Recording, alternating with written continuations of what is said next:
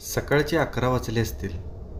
बाळासाहेब जेवण करून घरासमोरच्या अंगणातल्या चिंचेच्या झाडाखालच्या बाजेवर आपलं अंग टाकून पडलेले होते. बाळासाहेब हे एक पैलवान व्यक्तिमत्व. रोज सकाळी आणि संध्याकाळी ते आखाड्यामध्ये जाऊन कुस्तीचा सराव करायचे. आज रानातली काही कामं नसल्यामुळं बाळासाहेब जरा निवांतच होते. तेवढ्यात अचानक वाटेगाववरून एक माणूस बाळासाहेबांच्या दारात येऊन उभा राहिला. वाटेगावचा माणूस आलाय म्हटल्यानंतर बाळासाहेबांच्या चेहऱ्यावर थोडीशी चिंता उमटली. बाळासाहेबांच्या घरातले सगळी माणसं बाहेर अंगणामध्ये आली. बाळासाहेबांची बायको सुमन पण आली, कारण वाटेगाव म्हणजे सुमनचं माहेर. आता वाटेगाववरून माणूस येतोय म्हणजे नक्कीच सुमनच्या माहेरची काहीतरी खबर असणार. तिच्या चेहऱ्यावर चिंता एकदम स्पष्ट दिसत होती. बाळासाहेब आता पुढं सरसावले आणि त्या वाटेगाववरून आलेल्या माणसाची विचारपूस करायला लागले. पाहुणं, आज इकडं कसं काय? तसं त्या माणसाने आवंडा गिळला आणि तो बाळासाहेबांना म्हणाला, बाळासाहेब, वंगाळ खबर आहे. सुमनताईची आजी मगाशीच वारली, म्हणून खबर देण्यासाठी मी वाटेगाववरनं आलो आहे. आता बाळासाहेबांना सुमनला घेऊन तिच्या माहेरी जावं लागणार होतं. ते तडापडीनं उठले आणि घरामध्ये गेले. अंगावर सदरा चढवला, कमरेला धोतर गुंडाळलं आणि धोतराचा कोचा खोचून ते पुन्हा घराच्या बाहेर आले आणि सुमनची वाट बघायला लागले. सुमन आता घरामध्ये जाऊन आवराआवर करायला लागली होती, कारण आता तिची आजी वारली म्हणल्यानंतर तिला जवळजवळ 8-10 दिवस तरी माहेरी राहावंच लागणार होतं. तिनं आता एक 8-10 दिवसासाठी लागेल ते सगळे कपडे स्वतःसोबत घेतले आणि लगबगीनं ती बाहेर आली. बाळू आता सुमनला घेऊन कच्च्या रस्त्याने चालत चालत ओढ्याच्या पलीकडच्या बाजूला असणाऱ्या डांबरी रस्त्याजवळ जाऊन थांबला आणि ते दोघेजण 12च्या गाडीची वाट बघायला लागले. तसं वाटेगाव फारसं लांब नव्हतं. तसं मधून चालत गेलं तरी पण अर्ध्या तासात वाटेगावला पोचता येत होतं. आणि साधारणतः 12-12:15 वाजता बाळासाहेबांना लांबून धुरळा उडवत येणारी एस टी दिसली. बाळासाहेब हातातल्या पिशव्या घेऊन पुढं सरसावले आणि एस टीला हात करायला लागले. ते दोघेजण एस टीत बसले आणि जवळजवळ अर्ध्याच तासात ते वाटेगावला पण पोचले. सुमनच्या वडिलांचं घर हे गावामध्येच होतं. स्टँडपासून मागच्या गल्लीत शिरल्यानंतर तिसरं घर सुमनचंच होतं. घरासमोर बरीचशी माणसं गोळा झालेली होती. सुमन जशी घरी पोचली तशी घरासमोरची गर्दी बघून सुमनने जोरात हंबरडा फोडला. आता सुमन आली आहे म्हणल्यानंतर तिथं जमलेल्या बायकांपैकी बऱ्याचशा बायका पुढं सरसावल्या आणि सुमनला कवटाळून रडायला लागल्या. बाळासाहेब मात्र मागच्या बाजूला एका कोपऱ्याच्या घराच्या भिंतीला टेकून बसलेले होते. सुमनच्या आजीचं प्रेत घराच्या बाहेर भिंतीला टेकवून ठेवलेलं होतं. 4-5 बायका त्या प्रेताला धरून बसलेल्या होत्या. गावातली सगळी लोकं ताटकळली होती. 1-2 गावातले पुढारी पुढे येऊन सुमनच्या वडिलांना सांगायला लागले, शामू काका, म्हातारीला मरून बराच वेळ झालाय. आता आपल्याला तिला धन दिली पाहिजे. तसे शामराव म्हणाले, अहो पण माझी बहीण अजून आली नाही. तिची वाट आपल्याला बघावी लागेल. ती पुण्यावरून निघाली.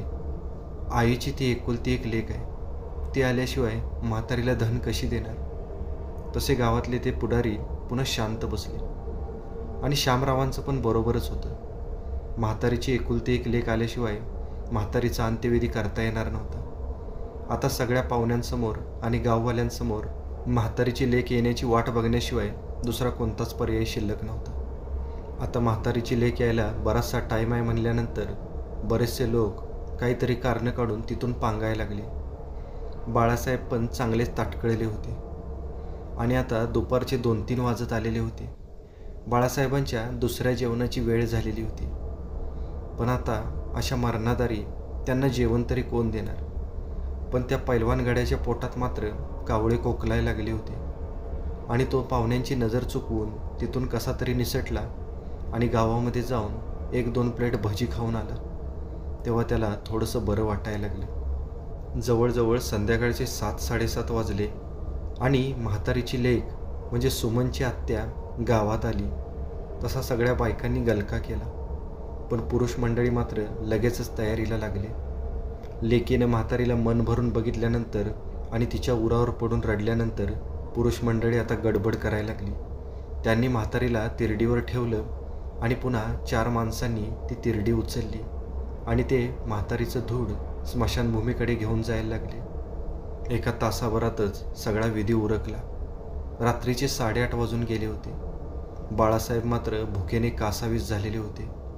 दुपारी खाल्लेले 2 प्लेट भजी पोटातल्या कुठल्या कोपऱ्यामध्ये जाऊन बसले होते काय माहिती. आता म्हातारीचा अंत्यविधी झाल्यानंतर बाळासाहेब सुमनजवळ आणि त्यांच्या सासऱ्याजवळ गेले आणि त्यांचा निरोप घ्यायला लागले. तेवढ्यात सुमन आणि बाळासाहेबांचे सासरे बाळासाहेबांना म्हणाले, जावाई बापू, आता खूप उशीर झालाय, एवढ्या रात्री तुम्ही जाऊ नका.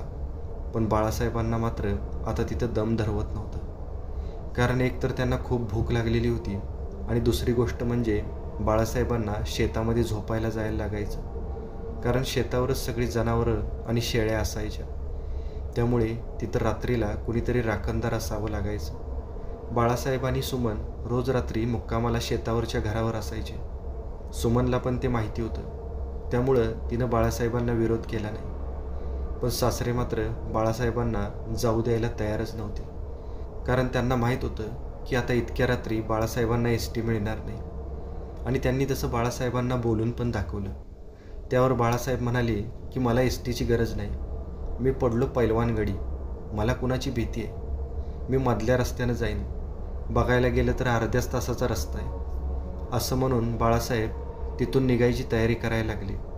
त्यानंतर सुमनचा आणि सुमनच्या घरच्या सगळ्यांचा निरोप घेऊन बाळासाहेब तिथून बाहेर पडले. पौर्णिमा असल्यामुळं आकाशामध्ये टुपूर चांदणं पडलेलं होतं. आकाशातल्या चंद्राचा आकार आज खूपच मोठा झालेला होता आणि त्या चंद्राच्या प्रकाशामध्ये दिसणाऱ्या पाऊलवाटेला तुडवत तुडवत बाळासाहेब आता पुढं चाललेले होते. गावाच्या वेशीतून बाहेर पडल्यानंतर बाळासाहेबांना एका कच्च्या पाऊलवाटेने जावं लागणार होतं. आजूबाजूला बरीचशी दाट झाडं पण होती आणि तो आपल्याच तंद्रीत शेळ घालत घालत पुढं चाललेला होता. तेवढ्यात एका अनपेक्षित आवाजाने बाळासाहेब जागेवरच थांबले. कारण बाळासाहेबांना अचानक एखादी स्त्री ओरडल्यासारखा आवाज आला होता. तसे बाळासाहेब जागेवरच थांबले आणि ते इकडं तिकडं बघायला लागले. तसं त्यांना त्यांच्यापासून थोड्याशा अंतरावर एक स्त्री खाली बसलेली दिसली. बाळासाहेबांनी आपले डोळे चोळले आणि ते पुन्हा निरखून बघायला लागले. कारण त्यांना पण आश्चर्य वाटत होतं की या एवढ्या अंधाऱ्या रात्री या आडरानामध्ये ही स्त्री कुठून आलेली असावी. ती स्त्री हळूहळू विवळत होती. आता बाळासाहेबांच्या लक्षात आलं होतं की नक्कीच एवढ्या रात्री ही स्त्री या जंगलामध्ये आहे, म्हणजे तिच्यावर काहीतरी संकट आलेलं असणार. आणि अचानक त्यांच्या मनामध्ये त्या स्त्रीला मदत करण्याची भावना आली आणि त्यांची पावलं आपसुकच त्या स्त्रीकडे वळली. बाळासाहेब आता हळूहळू चालत त्या स्त्रीजवळ पोचलेले होते. त्या स्त्रीच्या एकदम जवळ जाऊन उभे राहिल्यानंतर त्यांच्या असं लक्षात आलं की त्या स्त्रीचं वय 15-16 वर्ष असावं. ती एकदम सुंदर होती. चंद्रासारखं नितळ तिचं सौंदर्य होतं. पांढरं शुभ्र शरीर, डोक्यावरचे काळेभोर केस चांगले कमरेपर्यंत लांब होते. त्याची मोठी वेणी बांधलेली होती. अंगावर हिरव्या रंगाची साडी होती. मनगटामध्ये हिरव्या बांगड्यांचा चुडा भरलेला होता. ती खाली पालत्या मांड्या घालून बसलेली होती आणि तिनं आपल्या एका पायाचा तळवा आपल्या हातामध्ये पकडलेला होता. त्या तळव्यामधून भळाभळ रक्त वाहत होतं. तसं बाळासाहेबांनी त्या स्त्रीला विचारलं, बाई, कोण तुम्ही? तसं तिनं दचकून बाळासाहेबांकडे बघितलं. तिची ती धारदार नजर बाळासाहेबांच्या नजरेला भेदत गेली आणि तिनं जसं बाळासाहेबांना बघितलं तशी ती बाळासाहेबांना म्हणाली, अहो, मी सोना, माझं घर इथंच पुढं आहे. रोज संध्याकाळी या जंगलामध्ये मी सरपण गोळा करायसाठी येते आणि आज मला इथं भरपूर सरपण सापडलं आणि त्या नादात मला वेळेचं भानच राहिलं नाही आणि कधी एवढा अंधार पडला ते माझ्या लक्षातच आलं नाही. पण भरपूर सरपण गोळा झाल्यामुळं मला ते नेता येणं असं झालं आणि तेवढ्यात कसं तरी ते नेत असताना माझ्या पायात मोठा काटा रुतला. पायातून भळाभळा रक्त व्हायला लागलं. मला आता एक पाऊलसुद्धा पुढं टाकता येत नाही, म्हणून मी इथंच विवळत पडले. तसं बाळासाहेब तिला सांगायला लागले, अहो, एवढ्या रात्री सरपण गोळा करण्याची काही गरज होती का? जेवढं लागते तेवढं घेऊन जायचं ना. तशी ती काहीच बोलली नाही. त्यानंतर बाळासाहेब पुन्हा तिला म्हणाले, आता हे सरपण इथंच राहू द्या, ते उद्या सकाळी न्या. चला, मी तुम्हाला तुमच्या घरी सोडतो. तसं तिनं बाळासाहेबांच्या दिशेने हात पुढं केला. बाळासाहेबांनी तिचा तो मुलायम हात पकडला आणि तिला उठवायला लागले. कशी तरी ती उठून उभी राहिली, पण जसा तो काटा घुसलेला पाय ती पुढं टाकणार तसं तिच्या सर्वांगातून पुन्हा एक वेदनेची लहर गेली आणि ती पुन्हा खाली पडली. तसं बाळासाहेबांच्या लक्षात आलं की हिला चालता येणं शक्य नाही आणि बाळासाहेब तिच्याकडे बघत तिला विचारायला लागले, तुमची काय हरकत नसेल तर मी तुम्हाला पाटकुळीला उचलून घेऊन तुमच्या घरापर्यंत सोडू का? तशी ती म्हणाली, नको नको, कशाला तुम्हाला उगीच त्रास, आणि माझं ओझं घेऊन तुम्ही तरी कुठपर्यंत चालणार आहे? तसं बाळासाहेब मोठ्यानं हसले. ते म्हणाले, अहो मी पैलवान गडी, तालमीत कुस्ती खेळताना मी 2-2 पैलवानांना फिरवून फेकतो आणि त्यात तुमचं असं ते काय ओझं असणार आहे? तशी ती स्त्री गालामध्येच लाजली आणि बाळासाहेब पुन्हा चवड्यावर खाली बसले. त्यानंतर त्यांनी त्या स्त्रीचे दोन्ही हात आपल्या गळ्यामध्ये घेतले आणि अलगद ते उठून उभे राहिले. तशी ती स्त्री बाळासाहेबांच्या पाटकुळीवर बसली. खरं बघायला गेलं तर बाळासाहेबांना तिचं काहीच ओझं लागत नव्हतं, कारण बाळासाहेबांच्या शरीराच्या मानानं तिचं शरीर हे खूपच हलकं होतं. तिला घेऊन बाळासाहेब आता पुढचा रस्ता कापायला लागले.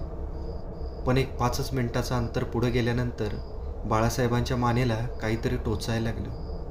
म्हणून बाळासाहेबांनी आपल्या एका हाताने आपल्या मानेवर हात फिरवून बघितलं तर त्यांना असं जाणवलं की त्यांच्या मानेवर कुणाचे तरी केस घुसतायत. त्यांनी ते केस आपल्या हातामध्ये चापचून बघितले, पण ते केस चापचून बाळासाहेबांना असं वाटतच नव्हतं की ते केस त्या सुंदर स्त्रीचे असतील. आणि त्या केसांचा आकार क्षणाक्षणाला वाढतच होता आणि ते केस आता बाळासाहेबांच्या मानेला टोचत टोचत त्यांच्या खांद्यापर्यंत खाली आलेले होते. ते केस एकदम पिंजारलेले होते. ते केस बघून बाळासाहेबांना एक धक्काच बसला, कारण मगाशी त्यांनी ज्या स्त्रीचे केस बघितले होते ते केस एकदम रेशमासारखे मुलायम होते आणि अचानकच ते केस एवढे पिंजारलेले कसे झाले? आणि अचानकच बाळासाहेबांच्या मनात भुताटकीचा विचार येऊन गेला. खरं तर त्यांचा भुताटकीवर विश्वास नव्हता, पण आज त्यांच्यासोबत घटनाच अशा काही घडत होत्या की त्यांच्या मनात असे विचार येणे हे स्वाभाविकच होतं. पण बाळासाहेबांनी लगेच स्वतःला सावरलं. त्यांनी स्वतःच्या मनाची समजूत घातली, कारण आपण जर घाबरलो तर इथून पुढचं अंतर आपण पार करू शकणार नाही. म्हणून बाळासाहेबांनी आता आपल्या खांद्यावर काय आहे याच्याकडे लक्ष देण्यापेक्षा आपलं पुढचं अंतर पटापट कसं कापता येईल या गोष्टीचा विचार करायला सुरुवात केली आणि ते जोरजोराने पावलं टाकायला लागले. तसं अचानक बाळासाहेबांना असं जाणवायला लागलं की त्यांच्या पाठीवर ज्या स्त्रीचं ओझं होतं ते हळूहळू आता बरंचसं वाढलेलं आहे. मगाशी हलकी फुलकी वाटणारी ती स्त्री आता बरीचशी जड झालेली होती. आता मात्र बाळासाहेबांच्या मनाची खात्री पटली होती की त्यांनी ज्या स्त्रीला खांद्यावर घेतलेलं होतं ती स्त्री काही साधीसुधी स्त्री नसणार आहे. नक्कीच ते काहीतरी विचित्र प्रकरण असणार आहे. आणि या विचाराने भीतीची एक लहर बाळासाहेबांच्या सर्वांगातून त्यांच्या मेंदूपर्यंत दौडत गेली. शरीराला कंप सुटला आणि सरळ चालणारे बाळासाहेबांचे पाय आता लटपटत एकदम तिरके पडायला लागले. ते थोडेसे चाचपडायला लागले. मनातली भीती आणि त्यातच खांद्यावर वाढत जाणारं ओझं बाळासाहेबांच्या मार्गातला अडथळा बनायला लागलेलं होतं. तरी पण त्यांनी धीर सोडला नव्हता. ते आता एक एक पाऊल पुढं टाकतच होते, कारण त्यांना माहीत होतं की जर आपण त्या वस्तूशी बोलायचा प्रयत्न केला किंवा तिला खाली सोडायचा प्रयत्न केला तर ती आपलं काहीतरी बरं वाईट करेल. त्याच्यापेक्षा कसं तरी आपण गावाच्या हद्दीमध्ये पोहोचूया. आणि असा विचार करून बाळासाहेब पुढं चालतच होते. पण जसं बाळासाहेबांचं गाव जवळ येत जाईल तसं तसं बाळासाहेबांच्या गळ्यात टाकलेले त्या स्त्रीचे हात आता बाळासाहेबांच्या गळ्याभोवती चांगलेच आवळायला लागलेले होते. बाळासाहेबांच्या गळ्याला आता हळूहळू फास बसायला लागलेला होता. पण बाळासाहेब काही बोलू पण शकत नव्हते. त्यांना आता कळून चुकलं होतं की आपण एका वाईट शक्तीच्या कचाट्यात सापडलेलो आहे. आता खात्री करण्यासाठी बाळासाहेबांना एकच गोष्ट करावी लागणार होती. त्यांनी कुठून तरी उसणं अवसान आणलं आणि धाडसानं आपल्या पाटकुळी घेतलेल्या त्या स्त्रीच्या पायांकडे बघितलं आणि त्या स्त्रीचे पाय बघून बाळासाहेबांच्या पायाखालची जमीनच सरकली. कारण त्या स्त्रीचे पाय पूर्णपणे उलटे म्हणजे मागच्या बाजूला वळलेले होते. त्या पायांची नखं एकदम लांब सडक होती, एखाद्या जंगली प्राण्यासारखी. आता सगळं प्रकरण बाळासाहेबांच्या लक्षात आलेलं होतं. त्यांच्या खांद्यावर जी स्त्री होती ती कोणी स्त्री नसून ती एक हाडळ होती. तेवढ्यात अचानक बाळासाहेबांना एक आवाज आला. कुठं गेला होतास? मगाच्या स्त्रीचा तो मंजूळ आवाज आता एकदमच विचित्र झालेला होता. एकदम खोल आणि गंभीर आवाज होता तो. पण बाळासाहेबांनी त्या प्रश्नाला उत्तरच दिलं नाही. त्यानंतर पुन्हा एकदा तो आवाज गरजला. कुठं गेला होतास? ऐकू येत नाही का तुला? उत्तर दे, नाहीतर तुझं मुंडकं धडा वेगळं करीन. तसं बाळासाहेबांना आता जाणवलं की उत्तर द्यावंच लागणार आहे. आणि ते म्हणाले, माझ्या बायकोची आजी वारली होती, तिच्या अंत्यविधीला गेलो होतो. तसं ती खांद्यावरची हाडळ पुन्हा बाळासाहेबांना म्हणाली, अंत्यविधीला गेला होतास? मग पायावर पाणी न घेताच कसा परत आलास? तसं बाळासाहेबांच्या डोक्यात प्रकाश पडला. कारण कोणत्याही अंत्यविधीवरून येताना किमान पायावर पाणी तरी घ्यायचं असतं. आणि हीच गोष्ट बाळासाहेब विसरून गेले होते. आता ती खांद्यावरची स्त्री विकराळपणे हसायला लागली होती. पण समोर दिसणारं गाव पण तेवढ्याच वेगाने जवळ यायला लागलं होतं. म्हणून बाळासाहेब आता पळत पळतच गाव गाठायचा प्रयत्न करायला लागले. आणि जसं ते गावाच्या वेशीजवळ पोचले तसं खांद्यावरचं ओझं अचानकच हलकं झालं. बाळासाहेब धापा टाकतच त्या वेशीतून आत पोचले आणि पळत पळतच ते आपल्या घरी गेले. पटकन त्यांनी घराच्या अंगणात ठेवलेलं मोठं पाण्याचं पातेलं आपल्या दोन्ही हातांनी उचलून आपल्या डोक्यावरून ओतून घेतलं आणि थरथरत्या अंगानंच त्यांनी आपल्या घरामध्ये प्रवेश केला.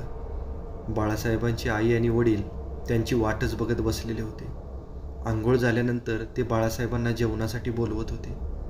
पण बाळासाहेबांची भूक मात्र कुठल्या कुठं पळून गेली होती.